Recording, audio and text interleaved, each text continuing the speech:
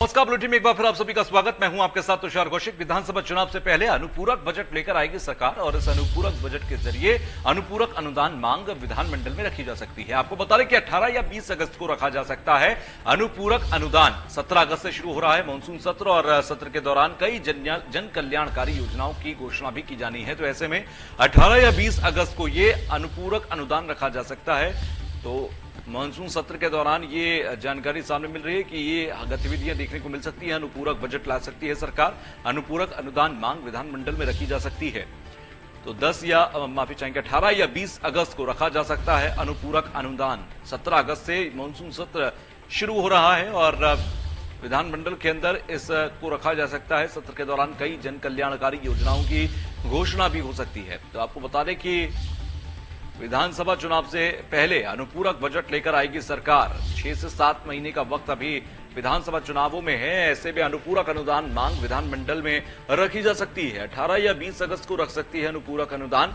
और ऐसे में आपको बता दें कि 17 अगस्त से ये मानसून सत्र शुरू हो रहा है और मानसून सत्र की शुरुआत होने के साथ ही साथ यहां पर अनुपूरक अनुदान की जानकारी भी मिल रही है। अनुपूरक बजट लाकर चुनावों से पहले कुछ और जन कल्याणकारी योजनाओं को तेजी और विकास की रफ्तार पर गति देने की कोशिश यहां पर सरकार की तरफ से होगी। तो विधानसभा चुनाव से पहले अनुपूरक अनुदान मांग विधानमंडल में रखी जा सकती है और अनुपूरक बजट ला सकती है। तेजी से फंड की कमी को दूर करना, योजनाओं को गति देना, ये इसका उद्देश्य हो सकता है। तो आपको बता दें कि 17 अगस्त से शुरू हो रहा है मानसून सत्र और मानसून सत्र के शुरू होने के बाद विधानमंडल के अंदर अनुपूरक अनुदान की मांग को रखा जा सकता है। अनुपूरक बजट के बारे में जानकारी दी जा सकती है।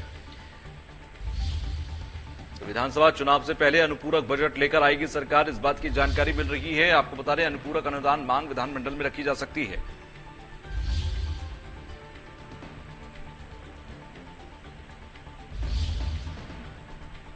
तो 17 अगस्त से ये मानसून सत्र शुरू हो रहा है और मानसून सत्र शुरू होने के साथ ही साथ यहां पर इन मांगों को रखा जा सकता है।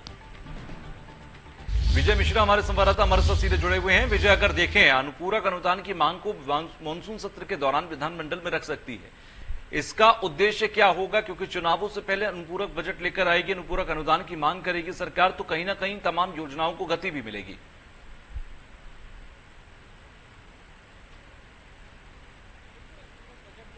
ऐसे ही समय पर आता है जब चुनाव 6 महीने रह जाते हैं और अनुपूरक बजट की खासियत यही है कि जहां जिन जिन योजनाओं में सरकार जो है वो रफ्तार देना चाहती है वो बजट के जरिए से दे सकती है। और इसके अलावा बहुत सारी जनता से जुड़ी हुई कार्य योजनाएं होती हैं जिनको अनुपूरक बजट के जरिए से पूरा किया जाता है और जाहिर है कि इसका कहीं न कहीं फायदा सीधे चुनाव में रहता है। तो इससे पहले कोई भी सरकार रही है वो भी अनुपूरक बजट लेकर के आई है और यहाँ पर योगी सरकार भी जो है अनुपूरक बजट लेकर के आ रही है। और ये माना जा रहा है कि 17 तारीख से विधानसभा सत्र की शुरुआत हो रही है। 18 को यहाँ पर अनुपूरक बजट पेश किया जा सकता है। हालांकि इसके बाद 19 तारीख को मुहर्रम है और 20 तारीख को यहाँ पर बजट को सत्र के खत्म होने की बात कही जा रही है। 3 दिवसीय ये पूरा बजट सत्र हो सकता है।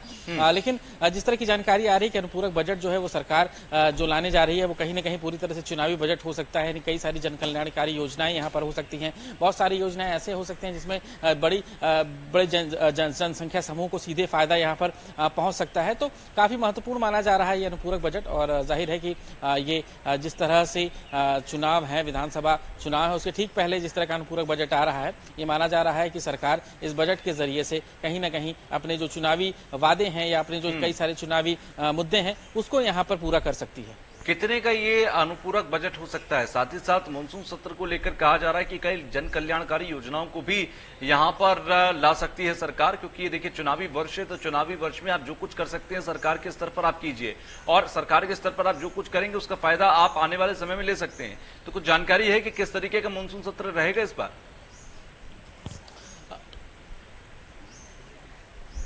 देखिए, जिस तरह की जानकारी है उसके अनुसार करीब जो पिछला बजट था, मुख्य बजट जो था वो 5 करोड़ बजट करीब 1 लाख करोड़ के आसपास का हो सकता है यहाँ पर। अब इससे कम होगा या ज्यादा होगा, इस पर वित्त मंत्रालय की पूरी कार्य योजना बन रही है। वित्त मंत्रालय के पूरे अधिकारी जो हैं वो लगे हुए हैं कि किस तरह की कार्य योजनाओं के साथ में सरकार आगे बढ़ने वाली है। कौन कौन सी ऐसी जन कल्याणकारी योजनाएं हैं जो सीधे तौर से जनता को फायदा पहुंचा सकती हैं और जनता के बड़े समूह को खुश करने के लिए वो किस तरह से इसे रख सकते हैं।